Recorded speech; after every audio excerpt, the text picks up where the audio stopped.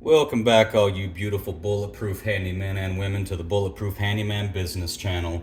So today we're going to do a really simple one. This is just a vertical louver from some vertical blinds at a patio door, and as you can see, the tab has ripped out on the top, so we got to get that fixed. Now if you go to Home Depot and you go to the aisle that has all the blinds, you're going to find some repair kits for vertical blinds, and one of the things that comes in that repair kit is these little clips right here, and that's exactly what these are for.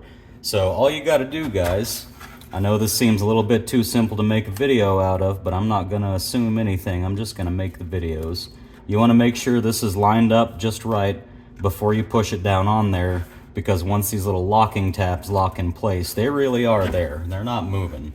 And then just give it a few taps, and just like that, we're done. That's all you got to do for this. It's actually ready to hang back up.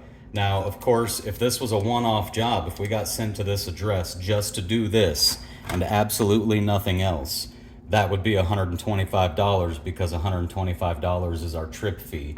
However, if this was one of my favorite property managers who keeps me full of work all year long and never complains about anything, I'm probably going to drop it down to $100. Or what I'm more likely going to do, if we don't need to match this to the rest of the house, I might actually offer to just go ahead and replace the whole vertical blind headrail for them at the same time, because that's something I'm going to have in the van with me anyways, and it'll just add some value to that job. And yes, I don't make as much, but again, I would only do that for one of my favorite property managers.